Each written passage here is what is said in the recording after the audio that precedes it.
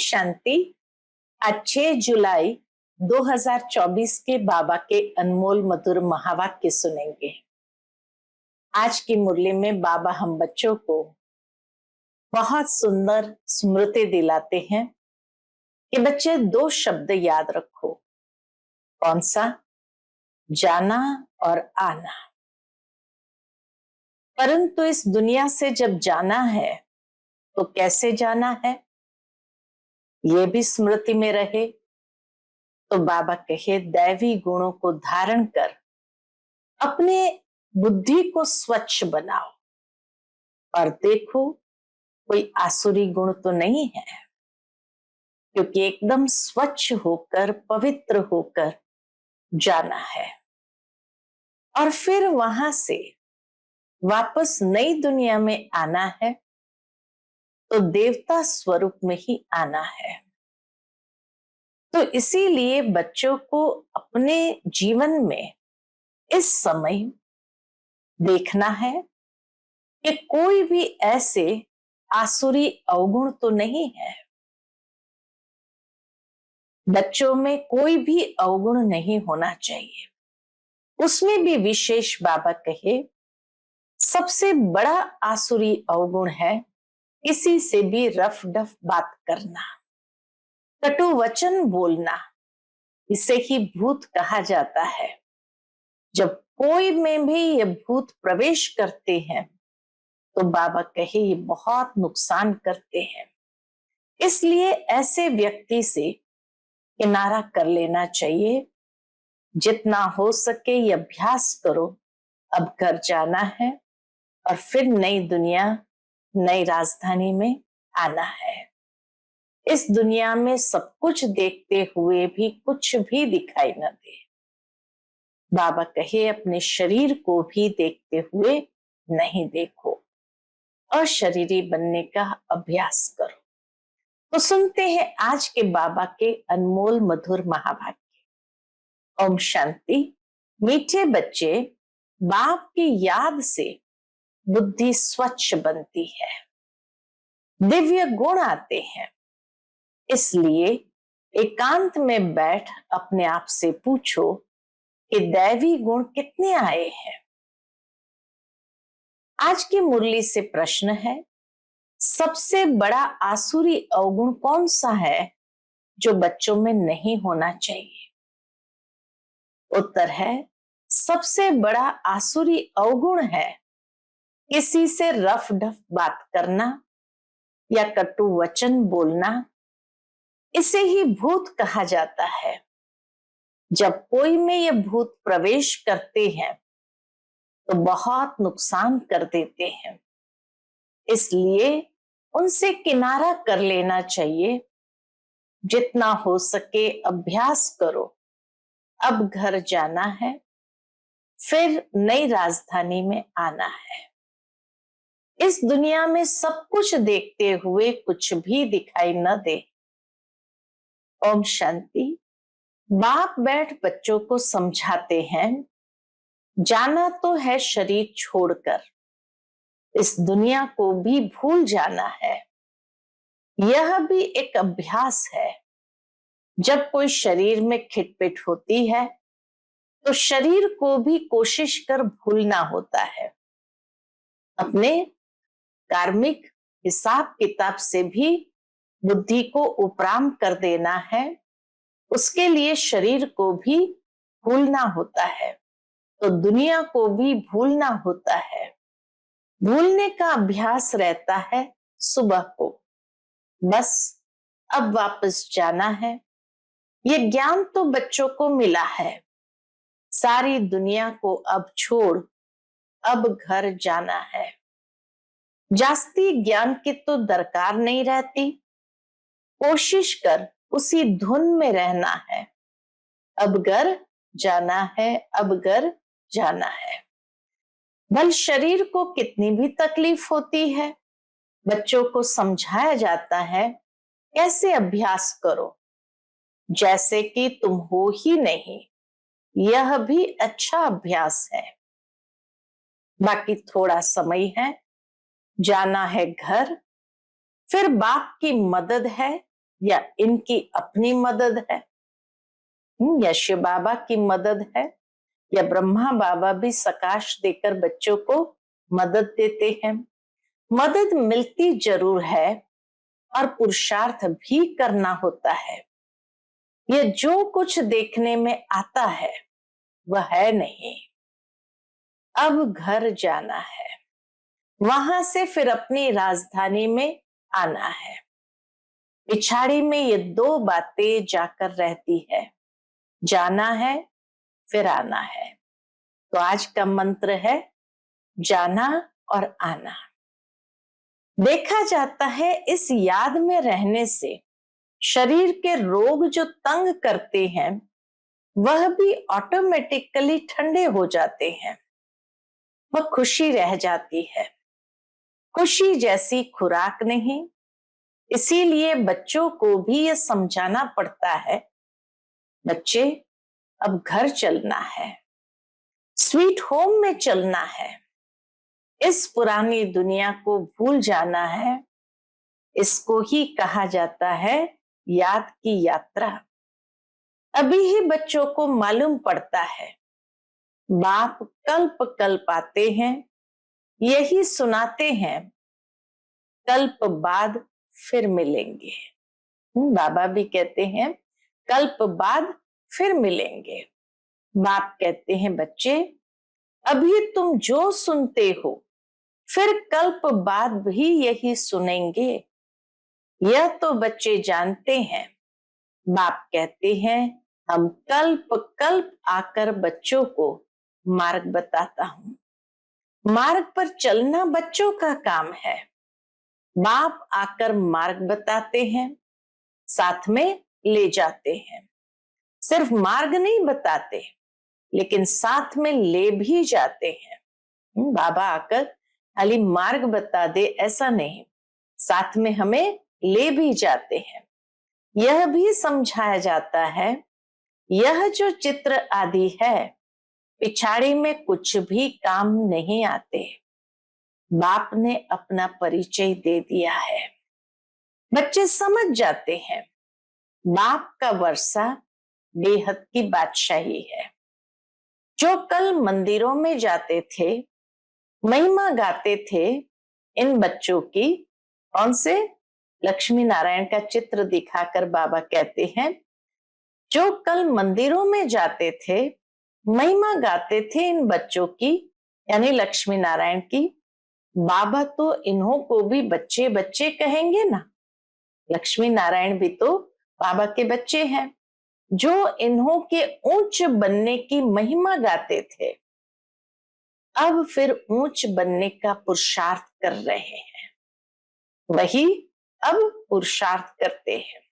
शिव बाबा के लिए नई बात नहीं है, तुम बच्चों के लिए नई बात है। युद्ध के मैदान में तो बच्चे हैं, संकल्प विकल्प भी इन्हें तंग करेंगे।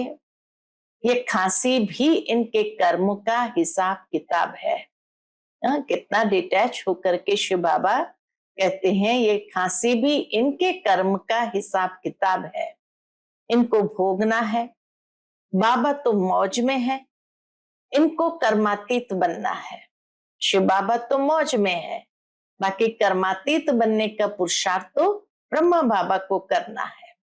बाप तो है ही सदा कर्मातीत अवस्था में, शिव बाबा है ही सदा कर्मातीत अवस्था में।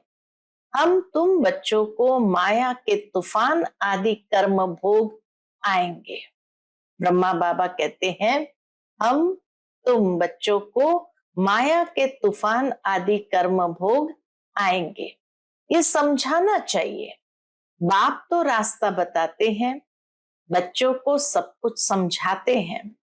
इस रथ को कुछ होता है तो तुमको फीलिंग आएगी कि दादा को कुछ हुआ है। बाबा को कुछ नहीं होता, इनको होता है।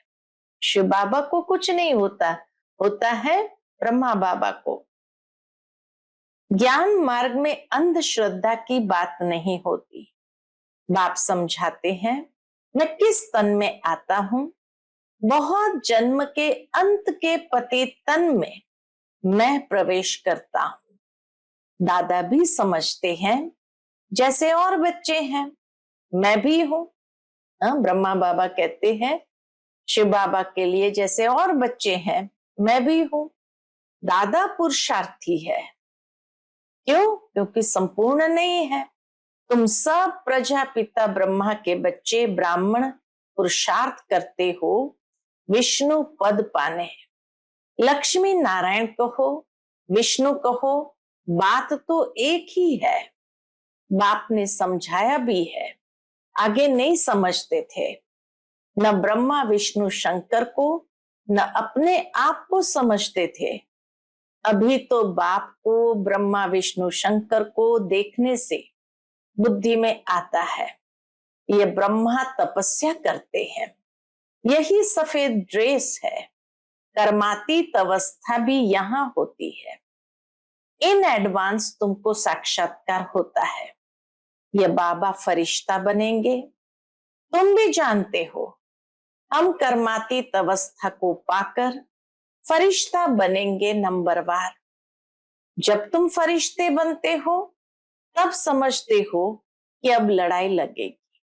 मेरुआ मौत, मलू का शिकार, ये बहुत उच्च अवस्था है कि चारों तरफ लड़ाई हो, मेरुआ मौत हो और फिर भी अवस्था अंदर अचल अडोल हो। बच्चों को धारणा करनी है। यह भी निश्चय है कि हम चक्र लगाते हैं और कोई इन बातों को समझ न सके। नया ज्ञान है और फिर पावन बनने के लिए बाप याद सिखाते हैं। यह भी समझते हो बाप से वर्षा मिलता है। कल्प कल्प बाप के बच्चे बनते हैं। 84 का चक्र लगाया है। कोई को भी तुम समझाओ तुम आत्मा हो, परम पिता परमात्मा बाप है, अब बाप को याद करो, तो उनकी बुद्धि में आएगा दैवी प्रिंस बनना है तो इतना पुरुषार्थ करना है, विकार आदि सब छोड़ देना है। बाप समझाते हैं बहन भाई भी नहीं, भाई भाई समझो। कितने सूक्ष्म स्थिति की ओर बाबा हमारा ध्यान खिंचवाते हैं कि शारीरिक रूप से भी न देखो कि ये बहन है, ये भाई है। आत्मिक रूप से हम देखें एक दूसरे को कि भाई भाई है। तो बाप समझाते हैं बहन भाई भी नहीं, भाई भाई समझो और बाप को याद करो तो विकर्म विनाश होंगे और कोई तकलीफ नहीं है। पिछाड़ी में और कोई बातों की दरकार नहीं पड़ेगी। सिर्फ बाप को याद करना है, आस्तिक बनना है, ऐसा सर्वगुण संपन्न बनना है। लक्ष्मी नारायण का चित्र बड़ा एक्यूरेट है। सिर्फ बाप को भूल जाने से दैवी गुण धारण करना भी भूल जाते हैं। बाबा को भूले तो फिर दैवी गुण धारण करना ही यह भी भूल जाते हैं।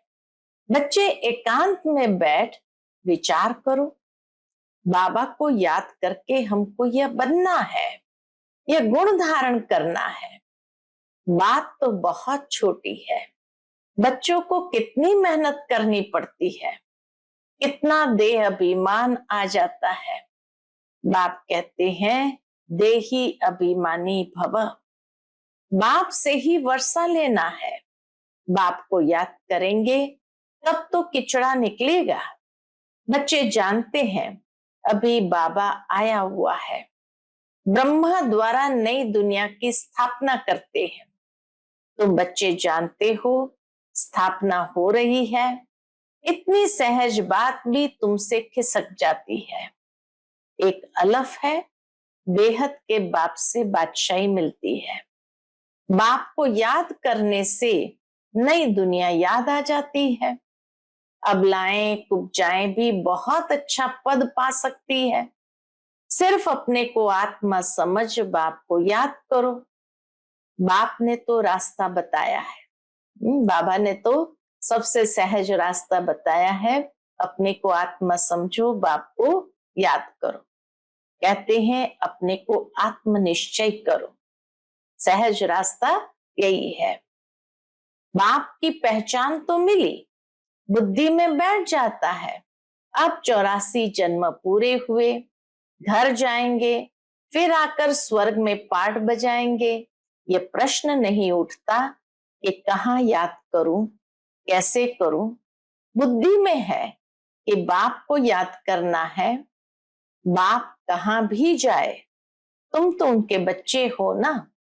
बेहद के बाप को याद करना है। यहाँ बैठे हो तो तुमको आनंद आता है। सन्मुख में बैठे हैं तो आनंद आता है। सन्मुख बाप से मिलते हो। मनुष्य मूंझ जाते हैं।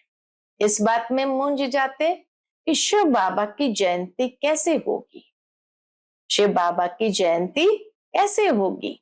यह भी समझते नहीं कि शिवरात्रि क्यों कहा जाता है।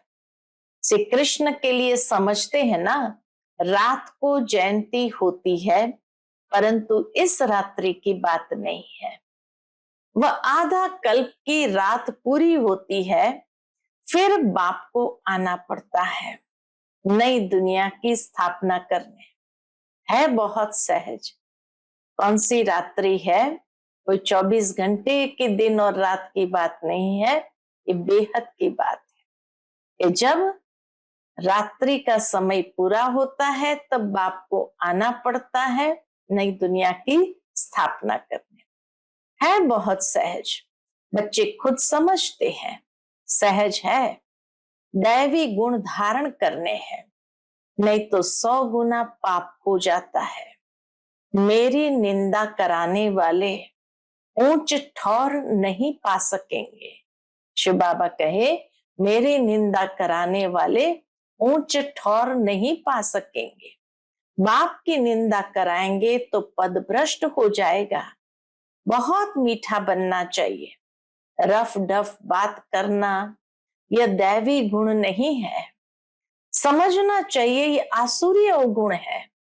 प्यार से समझाना होता है, यह तुम्हारा दैवी गुण नहीं है। यह भी बच्चे जानते हैं अभी कलयुग पूरा होता है, यह है संगम युग। मनुष्य को तो कुछ पता नहीं है। कुंभकर्ण की नींद में सोए पड़े हैं। समझते हैं 40,000 वर्ष पड़े हैं। क्यों सोए पड़े हैं? क्योंकि समझते हैं अभी 40,000 वर्ष पड़े हैं, हम जीते रहेंगे, सुख भोगते रहेंगे। यह नहीं समझते दिन प्रतिदिन और ही तमो प्रधान बनते हैं। तुम बच्चों ने विनाश का साक्षात्कार भी किया है। आगे चलकर ब्रह्मा का, श्री कृष्ण का भी साक्षात्कार करते रहेंगे। ब्रह्मा के पास जाने से तुम स्वर्ग का ऐसा प्रिंस बनेंगे। इसलिए अक्सर करके ब्रह्मा और श्री कृष्ण दोनों के साक्षात्कार होते हैं। कोई को विष्णु का होता है, परंतु उनसे इतना समझ नहीं सकेंगे। नारायण का होने से समझ सकते हैं। यहां हम जाते ही है देवता बनने के लिए। तो तुम अभी सृष्टि के आदि मध्य अंत का पाठ पढ़ते हो। बाबा कहे तुम सृष्टि के आदि मध्य अंत का पाठ पढ़ते हो। पाठ पढ़ाया जाता है याद के लिए। पाठ आत्मा पढ़ती है, देह का भान उतर जाता है। आत्मा ही सब कुछ करती है। अच्छे अथवा बुरे संस्कार आत्मा में ही होते हैं। तुम मीठे मीठे बच्चे 5,000 वर्ष के बाद आकर मिले हो। तुम वही हो, फीचर्स भी वही है। 5,000 वर्ष पहले भी तुम ही थे। तुम भी कहते हो 5,000 वर्ष बाद आप वही आकर मिले हो जो हमको मनुष्य से देवता बना रहे हो। हम देवता थे, फिर असुर बन पड़े हैं, देवताओं के गुण गाते आए हैं, अपने अवगुण वर्णन करते आए। अब फिर देवता बनना है क्योंकि दैवी दुनिया में जाना है। तो अब अच्छी रीति पुरुषार्थ कर ऊंच पद पाओ। टीचर तो सबको कहेंगे ना, पढ़ो, अच्छे मार्क्स में पास हो तो हमारा भी नाम बाला और तुम्हारा भी नाम बाला होगा। ऐसे बहुत कहते हैं। क्या कहते हैं? बाबा, आपके पास आने से कुछ निकलता ही नहीं, सब भूल जाते हैं, आने से ही चुप हो जाएंगे। यह दुनिया जैसे कि खत्म हुई पड़ी है। फिर तुम आएंगे नई दुनिया में, वह तो बड़ी शोभनिक नई दुनिया होगी। नई दुनिया कैसी होगी? बड़ी शोभनिक होगी। कोई शांति धाम में विश्राम पाते हैं, कोई को विश्राम नहीं मिलता है, ऑल राउंड पार्ट है, परंतु तमो प्रधान दुख से छूट जाते हैं। वहां शांति सुख सब मिल जाता है। तो ऐसे अच्छी रीति पुरुषार्थ करना चाहिए। ऐसे नहीं कि जो नसीब में होगा, नहीं, पुरुषार्थ करना चाहिए। समझा जाता है कि राजधानी स्थापन हो रही है। हम श्रीमत पर अपने लिए राजधानी स्थापन कर रहे हैं। बाबा जो श्रीमत देने वाला है वह खुद राजा आदि नहीं बना है। बाबा स्वयं श्रीमत देता है लेकिन खुद राजा नहीं बना है। उनकी श्रीमत से हम बनते हैं। नई बात है ना, श्रीमत देने वाला नहीं बनते, श्रीमत को फॉलो करने वाले बन जाते हैं। कभी कोई ने न तो सुनी न देखी। अभी तुम बच्चे समझते हो, श्रीमत पर हम वैकुंठ की बादशाही स्थापन करते हैं। हमने अनगिनत बार राजा स्थापन की है, करते और गंवाते हैं। ये चक्र फिरता ही रहता है।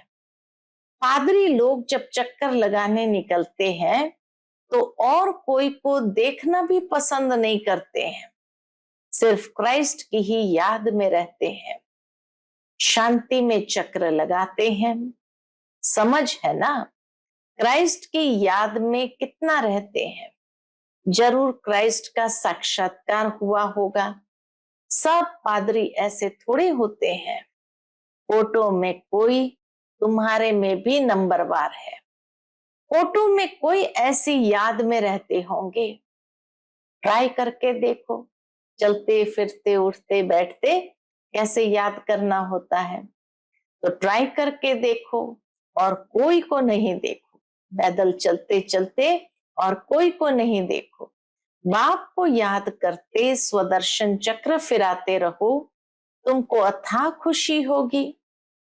श्रेष्ठाचारी देवताओं को कहा जाता है, मनुष्य को भ्रष्टाचारी कहा जाता है।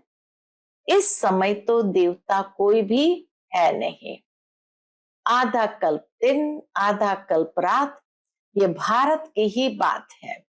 बाप कहते हैं मैं आकर सबकी सदगति करता हूं। बाकी जो और धर्म वाले हैं वह अपने अपने समय पर अपने धर्म की आकर स्थापना करते हैं। सब आकर ये मंत्र ले जाते हैं, बाप को याद करना है।